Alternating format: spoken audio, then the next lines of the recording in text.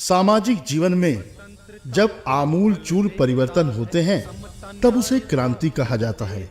हमारे देश में ऐसे परिवर्तन समय समय पर होते रहे हैं। 19वीं सदी के मध्य तक यह सब चलता रहा, यानी दोनों तरह की धाराएं हमारे समाज में बहती रहीं। महापुरुष आते जाते रहे, संत गाते रहे, परिवर्तन की लहर भी उनके साथ साथ बहती रही, कभी तेज तो कभी मंद, पर सामाजिक परिवर्तन की प्रक्रिया रुकी नहीं। जैसे एक मौसम के बाद दूसरा मौसम दस्तक देता है। हमारे देश की यह विशेषता भी रही है कि हमारे यहाँ विभिन्न विचार, दर्शन और मतों के मानने वाले लोग रहे हैं। इन सब से ही देश का निर्माण हुआ है। ऐसी ही एक शख्सियत डॉक्टर आत्माराम जोशी। आपका जन्म 5 अगस्त 1954 को ग्राम राजपुर गली, छाजपुर, जिला मुजफ्फरनगर, उत्तर प्रदेश में एक दलित परिवार में हुआ। मैं doctor R Joshi, also advocate, और मेरा जो पैतृक गांव है वो राजपुर छाजपुर, डिस्ट्रिक्ट मुजफ्फरनगर, यूपी में आता है। अब वो डिस्ट्रिक्ट शामली प्रेप्स हो गया। मेरे फादर साहब का नाम स्वर्गीय श्री हरफूल सिंह, जो 1969 से लेकर के 68 से लेकर के और 1978 तक डिस्ट्रिक्ट बोर्ड के सदस्य रहे, और उस एरिया में अच्छी जाने मानी हस्ती में उनका नाम आता था। वो बहुत ही समाज सेवी, बहुत ही बहादुर, और हम ये कह सकते हैं कि उन्होंने स्वतंत्रता की लड़ाई में भी हिस्सा लिया। वो चूँकि मैं तो 8 भाई बहनों में मैं समझता हूँ कि मैं 7वें नंबर पे हूँ, तो उनकी एज बहुत थी। जब उनका स्वर्गवास हुआ 1987 में, तो वो करीब 85 और 86 ईयर ओल्ड थे। एंड वहाँ से चूँकि शुरू से ही देशभक्ति का सिस्टम पूरे परिवार में कूट कूट के भरा हुआ था, और मैंने उसी को लेते हुए जब मैं 12th क्लास में था, 1971 का वार पाकिस्तान के साथ शुरू था, तो उसी दौरान मैंने एयरफोर्स ज्वाइन किया, और एयरफोर्स में मैं करीब 15 वर्ष बिताने के बाद वहाँ से बहुत सी एजुकेशन ली। मैंने ग्रेजुएशन वहाँ किया, मैंने LLB वहाँ की, मैंने मैनेजमेंट वहाँ किया, और मैं 15 साल की सर्विस करने के बाद फिर मैं दिल्ली आ गया, और दिल्ली गवर्नमेंट में मैंने एक परिवहन विभाग में एज ए इंस्पेक्टर ज्वाइन किया, और बाद में मैं जो है मोटर लाइसेंसिंग ऑफिसर, वहाँ से वॉलंटियर मैंने 2008 में वॉलंटियर लिया। और उसी दौरान एक बाबा साहब का, चूँकि बाबा साहब बोधिसत्व बाबा साहब डॉक्टर भीमराव अंबेडकर की जीवनी को पढ़ने के बाद उनका जो थीम था, उनके जो सिद्धांत थे, उनके जो सोच थी, उनकी आइडियोलॉजी थी, वो हमारे दिल में, मन में कूट कूट के भरी हुई थी कि जितना स्ट्रगल उन्होंने किया लाइफ में, उस स्ट्रगल से हमने शिक्षा लेकर के हम भी उसी राह पर चल पड़े। और बाबा साहब ने जो समता सैनिक दल 1924 में स्थापित किया था, उसको मैंने 1987 में ज्वाइन किया, और 1987 से लेकर के आज तक उस दल में काम किया, और विभिन्न पदों पर काम किया। उसमें सबसे श्रेष्ठ पद जैसे मुख्य सचेतक का होता है, मैं करीब 10 साल रहा। उसके बाद 2 टेनवर में डिस्ट्रिक्ट प्रेसिडेंट नेशनल प्रेसिडेंट रहा, एंड उसका चीफ पैटर्न आज भी हूँ और चीफ पैटर्न काफ़ी दिन तक रहा। इसी सिलसिले में उसी दौरान एक SC/ST का कॉन्फेडरेशन, जिसका 13 साल में उसका भी जो है मैं चीफ पैटर्न के तौर पर काम किया और उसमें बहुत ही सहभागिता निभाते हुए जो भी शोषित, दलित और पिछड़े वर्ग की का जहाँ भी कोई ये हुआ किसी उनके अधिकारों का अनुवाद, हमने सरकार से मिलकर उनको उठाया और उनको लाभ दिलाने की कोशिश की। समता सैनिक दल के बैनर के नीचे बहुत सी ऐसी घटनाएं हैं जो पूरे भारतवर्ष में घटी और हमने पर्सनली जा करके उन पीड़ित लोगों के लिए जो उससे पीड़ित थे, उन घटनाओं से, चूँकि मानसिकता अभी भी इस देश में जो जातिवाद है वो कहीं ना कहीं डंक उसके बहुत पहने हैं और वो कहीं ना कहीं समाज को डसने का काम करता है। समता सैनिक दल जो बाबा साहब का एक बहुत ही बेहतरीन और महत्वपूर्ण एक संगठन उन्होंने बनाया था, जिसमें जाति विहीन, वर्ग विहीन और समता और बंधुता पर निर्धारित जो संघ था समता सैनिक दल, उसमें हमने कार्य किया। आपके पिता स्वर्गीय हरफूल सिंह जिला मंडल की सदस्य थे। आप एक उच्च शिक्षित व्यक्ति हैं। आपके मन में बचपन से ही देश प्रेम की भावना होने के कारण आप कम उम्र में ही 1971 के युद्ध में अपनी सेवाएं वायुसेना में देने के लिए चले गए। वायुसेना में 15 वर्ष की सेवा के बाद आप दिल्ली सरकार में परिवहन अधिकारी RTO के रूप पर कार्यरत हुए, लेकिन आपके मन में तो बाबा साहेब के जीवन संघर्ष का गहरा प्रभाव था, जिसकी वजह से ही आपने बाबा साहब द्वारा स्थापित समता सैनिक दल में समाज की हक हकूक की लड़ाई लड़ने के लिए अपनी सेवाएं देनी सुनिश्चित की, जिसके चलते आप मुख्य सचेतक, मुख्य संरक्षक और 2 बार राष्ट्रीय अध्यक्ष नियुक्त किए। सर, सामाजिक कार्यों में आप इतने व्यस्त हैं शुरू से, तो क्या सामाजिक कार्य करते करते आपके दिमाग में कभी भी राजनीति में आने का विचार आया? कोई भी कार्य जो है ना सत्ता के बराबर पूरा नहीं होता। तो बाबा साहब ने भी कहा था कि सत्ता जो है वो सभी तालों की कुंजी है और जब आप वहाँ बैठ जाते हैं तो सारे जो है चाबी जो है वो घुमाते हैं। तो मेरा मतलब ये है कि राजनीति कारणवश 2008 में मैंने समाज के लिए पूरे टाइम के लिए VRS लिया और अपनी सर्विस को जो है VRS लेने के बाद मेरी 6.5 साल की सर्विस बची थी और मैं ऑलमोस्ट मेरी प्रमोशन डिप्टी कमिश्नर की पोस्ट के लिए ये सब फाइल जा चुकी थी।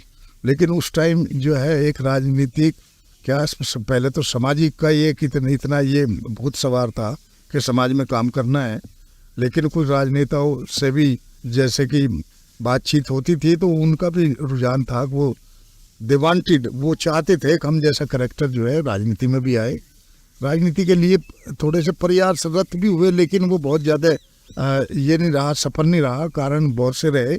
लेकिन हाँ, ये ज़रूरी बात है कि राजनीति में देखिए अब तो लगता है कि समय काफ़ी लेट हो चुका, लेकिन राजनीति एक ऐसी चीज़ है कि राजनीति कभी भी किसी भी उम्र में की जा सकती है, प्रोवाइडेड आप फिजिकली फिट हैं और आप उस समाज सेवा के लिए आप अपना वैचारिक, मेंटली और फिजिकली फिट है तो आप राजनीति कर सकते हैं कभी। और राजनीति एक ऐसी चीज़ है, तो कुछ लोग झूठ बोलते हैं नहीं जी मुझे राजनीति में नहीं जाना, कुछ करना है।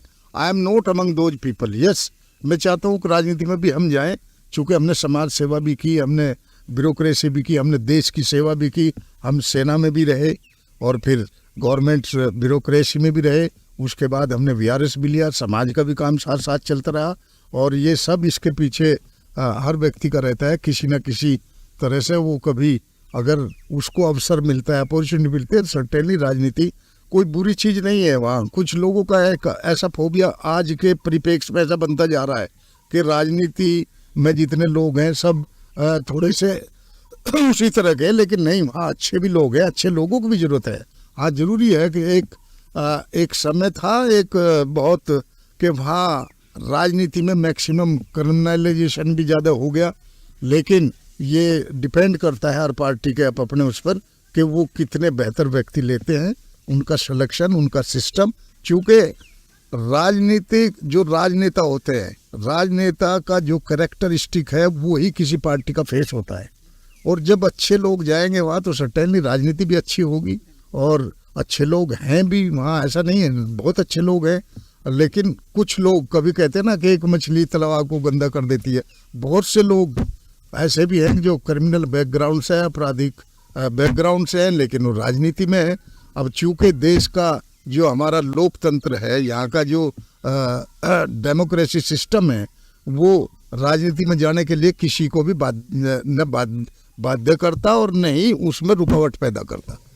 आपके नेतृत्व में दलित समाज पर देश भर में होने वाले अत्याचारों के खिलाफ सरकार से देश के कोने कोने में अनेकों आंदोलनों को अंजाम दिया गया, जिसमें बरेली, सुलपेट, गोहाना, मिर्चपुर, तनकौर, भरतपुर, तुलीना जैसी घटनाएं प्रमुख हैं।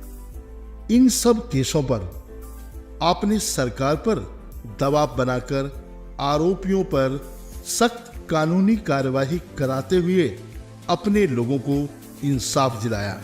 इसी के साथ आपने वर्ष 2008 में समाज को समय न देने के कारण अपनी नौकरी की कई वर्ष बाकी होने के बावजूद भी आपने अपनी नौकरी से समाज हित में त्याग पत्र दे दिया। इसलिए वीआरएस लिया कि एक समाज सेवा या पॉलिटिकल कोई एस्पेक्ट के लिए, चूँकि ये एक दिलो दिमाग में था कि समाज की जो सेवा है, उन दलित, पिछड़े, मजबूर, वंचित लोगों की जो सेवा है वो किस तरह की जाए। तो कुछ चीज़ें होती है सर्विस में रह करके आप फुल फ्लेज काम नहीं कर पाते। Through out service also simultaneously हम वो काम भी करते रहे। और सर्विस में भी आपको जैसे मैं बताया आगे, सर्विस में भी बहुत अच्छा मेरे पास साउथ दिल्ली रहा करीब मैं 17 साल। आउट ऑफ दिस या साउथ दिल्ली एक बहुत ही इम्पोर्टेंट यूनिट थी, उसमें हमने काम किया और बहुत अच्छे रिकॉर्ड से काम किया। It was lauded by many dignitaries of this country. तो सर, जब आप ट्रांसपोर्ट अथॉरिटी में काम कर रहे थे तो ऐसा आपने ऐसा क्या काम किया था जो इतने गणमान्य लोगों द्वारा आपको सम्मानित किया गया? काम देखिए, काम सर्विस का क्या है कि जब आप कहीं किसी ऐसी टेबल पर बैठे होते हैं, जिम्मेदार व्यक्ति, अधिकारी के तौर पर, या आप किसी भी रूप में होते हैं, when you are in public dealing, तो फर्स्ट उसका प्रिंसिपल है have a human heart and deal knowledge. आपके अंदर एक मानवता होनी चाहिए। जो भी व्यक्ति आपके सामने है, आप ये समझो if you are there at his position, what shall be your position. और मैंने ये एक्सपीरियंस किया अपने पूरे सर्विस कैरियर का। एग्जाम्पल मैं आपको बताता हूँ कि मैंने कभी किसी व्यक्ति का काम रोकने की कोशिश नहीं की। कभी कभी क्या होता है कि कुछ लोग फाइल को लटकाते हैं, भटकाते हैं, नेवर व्हाटएवर। एक डिसीजन मेकिंग पावर जो है, आपके पास कोई फाइल आई या कोई व्यक्ति आया, you should have that capability that you should sort it out immediately. आपके पास वो होना चाहिए कि आप इमीडिएटली अपने विवेक से उस प्रॉब्लम को सोल्व करके उस व्यक्ति का काम करें। तो इसलिए इसी पैटर्न पर काम किया और इस पैटर्न पर काम किया। तो जितने भी लोग विजिटर वहाँ होते थे उस वक्त, तो उन लोगों ने वर्क देखा तो उन्हें लगा कि yes, he is a man, about him we should put something. हम अपनी फीलिंग्स लिख करके इनके सुपीरियर बॉस को, इनके सीएम को, या इनके कमिश्नर को, या इनके लेफ्टिनेंट गवर्नर साहब को, या इनके मिनिस्टर को लिख के एक रिकॉग्निशन था। वो it's suppose to be recognition. कुछ लोग ऐसे होते हैं, स्पेशली डिफेंस फोर्सेस के लोग या जो बहुत ही सीनियर ऑफिसर्स हैं, because they got very vast experience. उन्हें पता होता है गवर्नमेंट के ऑफिसर में कैसा काम होता है। जब वो कम करोस आए। चूंकि मेरा एक ऐसा काम था कि इंडिविजुअल हैज टू कम, जैसा एक I was issuing driving licence, registering of vehicles and transfer of vehicles, तो उसमें इंडिविजुअल को आना पड़ता था अपने ड्राइविंग लाइसेंस के लिए, इर्रेस्पेक्टिव ऑफ स्टेटस, चाहे वो किसी भी स्टेटस के हैं उनको आना पड़ता था। और जब वो आकर के देखते, उन्होंने कार्यशैली देखी, तो उसमें वो अपनी भावनाओं को रोक नहीं पाते थे, और उन्होंने सर्टेनली अपनी कलम से 2 अक्षर अच्छाई में बुराई में जो भी था आपके सामने है। मेरे पास करीब ऐसे मोर देन 3000 एप्रिसिएशन लेटर हैं जो एक ऐसे व्यक्तियों के द्वारा दिए गए हैं जो इस देश में, इस देश की एग्जीक्यूशन में एक मायने रखते हैं। तो ये बच्चों को आप कब टाइम देते? देखिए, बच्चों का ऐसा, अर्चना जी, जैसे मैंने बताया सोशल एक्टिविटी तो बहुत है, हालांकि मैं उसमें थोड़ा सा उसको वो ये कर गया। सोशल एक्टिविटी में कभी समय, सारा दिन तो टाइम मिलता ही नहीं, कभी कहीं ना कहीं पूरे भारतवर्ष से फ़ोन आते हैं, उनको अटेंड करना होता है, एनसीआर में भी होता है, कहीं ना कहीं सामाजिक कितनी प्रॉब्लम होती है, कुछ सामाजिक की प्रॉब्लम में कहीं किसी को फ़ोन करना है, किसी को जाना है, किसी को बुलाना है, उसमें समय निकल जाता है। लेकिन शाम के समय जब देर सवेर में आते हैं तो वो जो शाम का समय है वो 2-1 घंटा सोने से पहले और डिनर के टाइम वही परिवार का समय है। सर, आपके घर में कौन कौन है? अर्चना जी, मेरे परिवार में जो मेरी 2 बेटियां हैं, उनके बच्चे हैं, उनके हस्बैंड हैं, और मेरा एक बेटा है, उसकी वाइफ है, एक मेरी बहुत ही प्यारी जो है ग्रैंड डॉटर है तारनी, जो मैक्सिमम मेरा टाइम जो है उसके साथ भी मॉर्निंग का शाम को व्यतीत होता है। और उन बेटियों के भी बच्चे हैं, 2 बेटे हैं, और इस तरह से ये एक छोटा सा परिवार है। इतिहास केवल घटनाओं या दुर्घटनाओं का लेखा जोखा नहीं होता, और न ही हार जीत का ब्यौरा होता है, बल्कि किसी भी महापुरुष के मानवीय व्यवहारों का भी दस्तावेज होता है, जो अपने समय की धड़कनों को सुन सके और उसे सामाजिक न्याय में ढाल सके। उससे अधिक उपलब्धि किसी भी महापुरुष की और भला क्या हो सकती है। ऐसे हैं हमारे AR जोशी जी। तो मैं धन्यवाद देना चाहता हूँ उन सब गवर्नमेंट को, जिन लोगों ने, चाहे वो यूपीए गवर्नमेंट थी, चाहे वो अब की गवर्नमेंट है, कि बाबा साहब पर सबने बाद में, अब इस 21वीं शताब्दी में सारी सरकारों ने बाबा साहब पर ध्यान दिया, और उनके जितने भी उनसे संबंधित स्थान थे, ये जो प्रेजेंट गवर्नमेंट है, इन्होंने लंदन तक और सारा उनका जो है एक बहुत बेहतरीन तरीके से उसको उनका ये सौंदर्यकरण करने का काम किया। जैसे फाउंडेशन भी कुछ ये सारा बहुत बेहतरीन बना, आपने देखा होगा अंबेडकर फाउंडेशन जो है अब।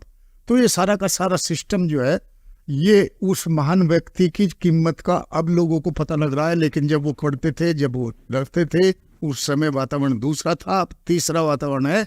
चूंकि बाबा साहब ने कहा था कि 21वीं शताब्दी दलितों, शोषितों, वंचितों, ये 21वीं शताब्दी आपकी हो।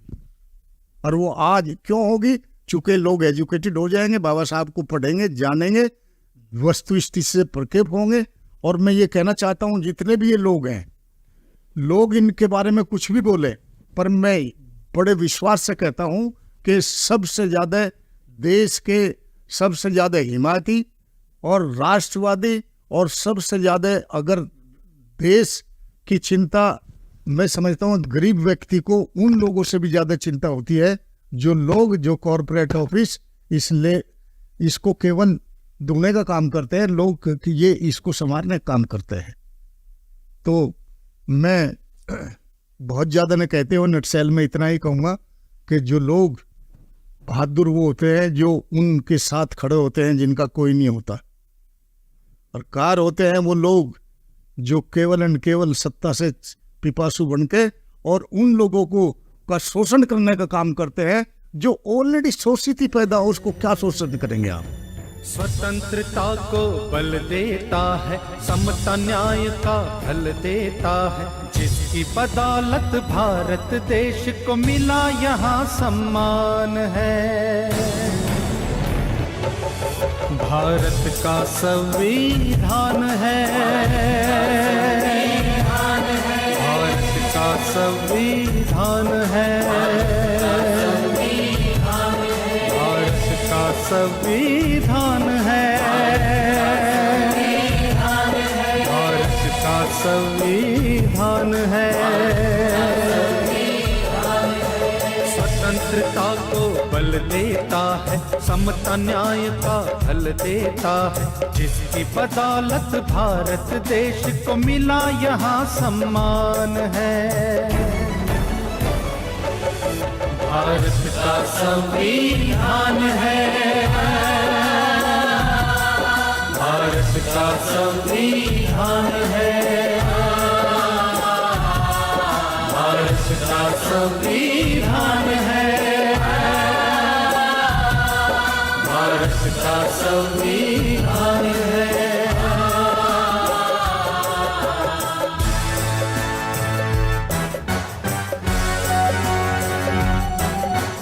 जो भी यहाँ पैदा होता है भारत माँ का लाल है। संविधान में इन बातों का रखा देखो ख्याल है। जो भी यहाँ पैदा होता है भारत माँ का लाल है। संविधान में इन बातों का रखा देखो ख्याल है। कोई मरे ना भूख प्यास से इसका प्रावधान है। भारत का संविधान है, भारत का संविधान है, भारत का संविधान है, भारत का संविधान है।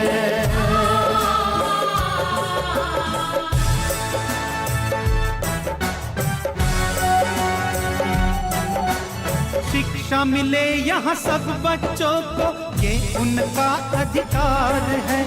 मूलभूत अधिकारों का भी संविधान ही आधार है। शिक्षा मिले यहाँ सब बच्चों को, ये उनका अधिकार है। मूलभूत अधिकारों का भी संविधान ही आधार है। सात धर्म का भेद नहीं है, सबको न्याय समान है। सर, आपकी प्रिय पुस्तक कौन सी है? अर्चना जी, प्रिय पुस्तक का जहाँ तक सवाल है कि हम लोग सामाजिक लोग रहे हैं और हमने जो है ना जितना भी एक जो समाज में काम किया वो विशेषकर उस दबे कुछ लोगों के लिए काम किया है कि जिनकी आवाज़ वंचित लोग रहे, जिनकी आवाज़ को दबाने के लिए बहुत लोग लगे रहते हैं। हमने सर्टेनली जो गवर्नमेंट किसी की भी रही हो उनसे मिल के उनकी हेल्प ले करके उन दबे कुचली बेजवान आवाज़ों को आवाज़ देने का काम किया। इसलिए हमें जो भी सामाजिक हमारे बहुत महापुरुष हुए इस देश में, बहुत बड़े बड़े लोग हुए, उन्होंने बड़े अच्छे अच्छे थीसिस लिखे हैं, उन्होंने बुक लिखी है। और उस किसी भी बुक का अगर सारांश ले आप, उसमें यही मिलेगा मानव सेवा क्या है, मानवता क्या है, मानवता किसको कहते हैं। और एक व्यक्ति को अच्छा इंसान बनने के लिए पहले उसको एक अच्छा इंसान बनना जरूर होता है। एक अच्छी मानवता उसके अंदर होनी चाहिए, ह्यूमैनिटी उसके अंदर होनी चाहिए। और ये सब चीज़ जो हमारे महापुरुष ये यहाँ आप वो गुरु भी हो सकते हैं, महात्मा भी हो सकते हैं, राजनीतिक भी हो सकते हैं, वो सामाजिक भी लोग हो सकते हैं जो दूरदृष्टा होते हैं। सरस वो निर्माण की भावना उनके पास होती है, चाहे वो समाज का निर्माण हो, चाहे राजनीति का निर्माण हो, चाहे देश के निर्माण में अपना काम करे। ये सारा सिस्टम लगा करके जिन पुस्तकों में ऐसा मिलता है वो पुस्तक सबसे बेहतर मुझे लगती है जो हमारे समाज के लोगों ने, जिन्होंने सामाजिक क्रांति की। जैसे महात्मा फुले थे, पहले महात्मा फुले ने गुलामगिरी एक किताब लिखी, वो बहुत ही फेमस हुई, उसको लोगों ने बहुत अप्रिशिएट किया, हमने उसको पढ़ा।